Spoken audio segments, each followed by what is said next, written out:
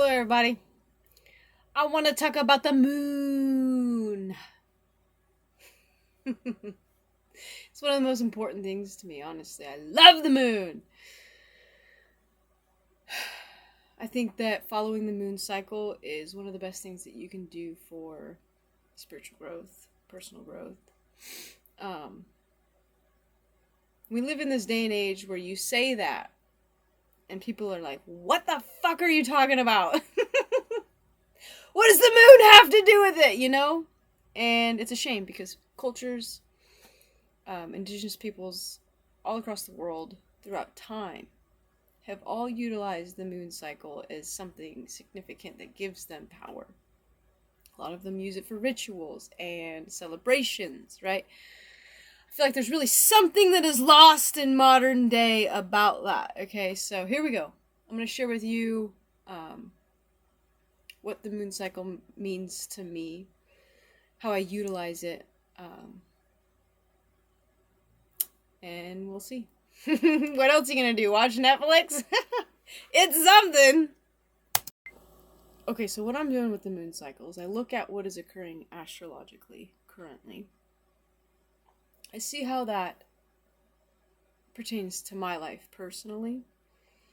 And I use it as a guide to set intentions for the way in which I wish to grow and expand. You know, the direction I would like to go. And then on the new moon, when the sun and the moon are conjunct, which is actually tonight. When that occurs, you set your intentions, you plant the seed, and then you watch it grow throughout the cycle. And I often find that, towards the full moon, I always have some sort of like epiphany type moment, where light is shed on whatever I'm looking at. And I love it. It's one of my favorite things in the whole world. And then there's sort of this afterglow period where I'm still kind of like processing what has occurred in that cycle. And then I begin anew. It's another new moon and it just keeps going and going and going forever. It never ends and I absolutely love it. So I'll share with you this moon cycle and you can kind of get a grasp of what's going on here. I am more than welcome to help anybody do this if you're curious about, what these things mean to you within your chart. I'm more than happy to sit down with you and talk about it. It's one of my favorite things. So here we go! Okay, so this new moon takes place in Sagittarius. And this is the part that we will all experience, because the sun and the moon are in Sagittarius. So this is relevant to everybody watching the video, okay? Sagittarius is about philosophy. It's about exploration, higher understanding.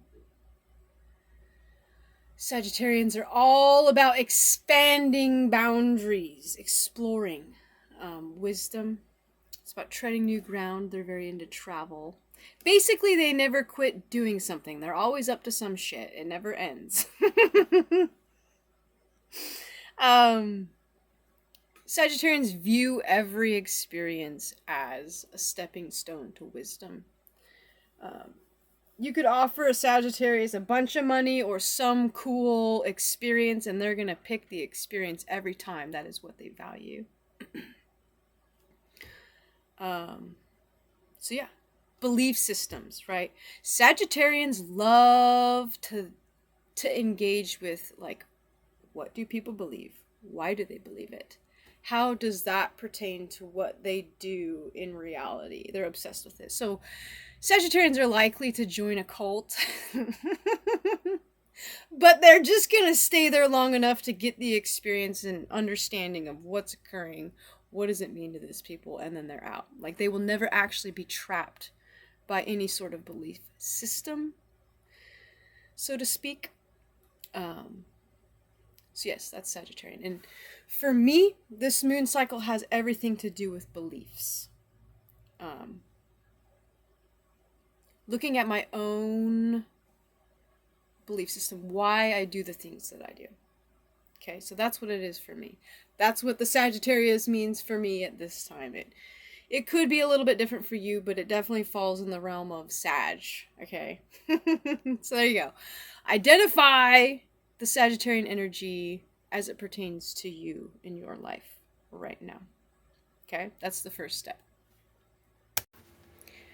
The next step in the process is to identify the house location that this new moon occurs for you. Because it will be different.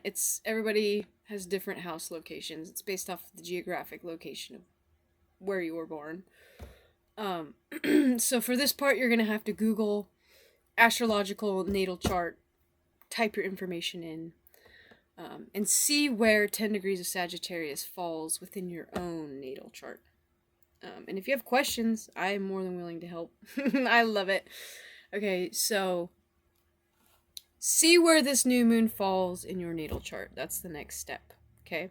If you're new to astrology, like new, I can probably explain that as well. So there are 12 houses, and each house governs like a broad category of life, I guess you could call it. For example, the first house is all about the self. The 7th house is all about relationships. They all kind of have this overarching category of life, but there can actually be a lot that exists within each house, okay? So it's like you have your 12 houses, and each house is associated with a sign. And the sign that is associated with that house is the overarching energy of that house. Okay? So for example, if your first house is in Sagittarius, all the Sagilagi energy and whatnot is sort of what overlays the broad category of self, alright? I think that's the most basic way I can describe it. I'm not quite sure. Let me know if you have questions. Okay, so identify where the new moon takes place for you. And I'll give you the example of my life, what's going on here. And hopefully that gives you a good enough idea of what the fuck we're doing here. Okay, so find the house. Okay, so for me, this new moon takes place in my 6th house. New moon in Sagittarius, 6th house. The 6th house is all about work. What everybody loves, right? Work out of necessity is the things that we have to do to stay alive and function in society. You know, what you need to do to make that bread, to pay the bills, whatnot. It's about what you create, what you literally, like, physically build in this world on the day-to-day. It's a lot about, routines. Health routines, various kinds of routines that prepare you, your body, mind, and spirit for work, so like your gym, your study, whatever it is that helps create a strong you to build. It's about that, routines and whatnot. One of the things that helps me in all of this is to think about the sign associated with the house. So the 6th house is associated with Virgo. And I don't know if y'all have ever met a Virgo, but they kind of have their shit together. They're kind of like the people who make bulleted lists and have an Excel document to track things. They're never super surprised about things because they've planned so well. I don't know a lot of Virgos, but I'm willing to bet that they floss their teeth every day. Okay, so that's what I'm working with, my 6th house, okay?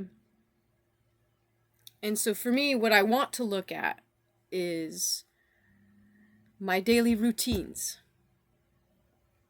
I want to make better ones, number 1, to help me accomplish my work, which is research, reforestation.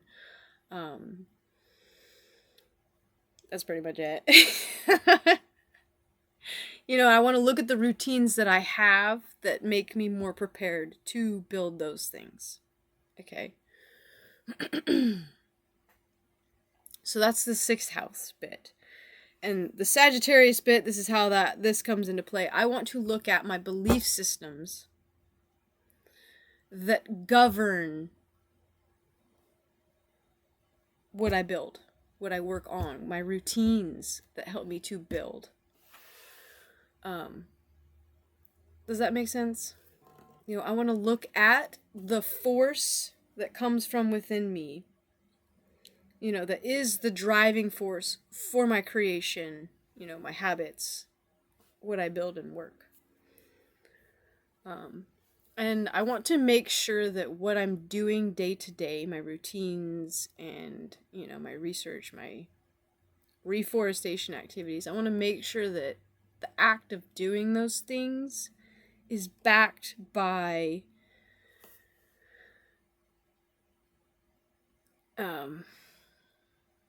wholesome desire, I guess you could say, like a desire that aligns with who I am. I want to make sure that I'm doing shit for the right reasons, okay? Is that, like, I'm just trying to make it more clear. I want to make sure that I'm building good habits and creating work for the right reasons. Reasons that are true to me, backed by my core. Okay, so that is what this new moon is all about for me. Okay, so you might be asking yourself, why the fuck does this matter? Here's why. Remember this, that the reasons why you create, the force behind your creations, your intentions, are far more important than what it is that you actually create in this life, okay? The nature of Earth is that everything at some point in time will dissipate. Nothing lasts, okay? I'm gonna build an orchard, and sure, that's good and relevant for what we need now. And it's something significant, something meaningful, but 300, 400 years in the future, probably not relevant, probably not needed. Honestly, probably might not even exist, okay? So you may be asking yourself, why even try? And the answer is this. What happens to your soul in the act of creation stays with you forever. Alright? When you are building something, when you are doing something that is like intentional creation, you are changing things within yourself, within your soul. Okay, and that is what will last the test of time. That is what will move beyond here. That is forever. So that's why it's important for me to make sure that what it is that I'm creating is aligned with, I guess, my soul, like my higher idealisms. Making sure that my force of creation is in line with how I want to grow my soul. Because that's the shit I'm taking with me, alright? You know, you can make something beautiful. An empire of sorts, right? That's actually really good for a lot of different people for whatever reason. But if you did that out of greed, and if you did that out of lust, you know, whatever, those more negative aspects of self, that is what you're building, and that is what you're taking with you. So,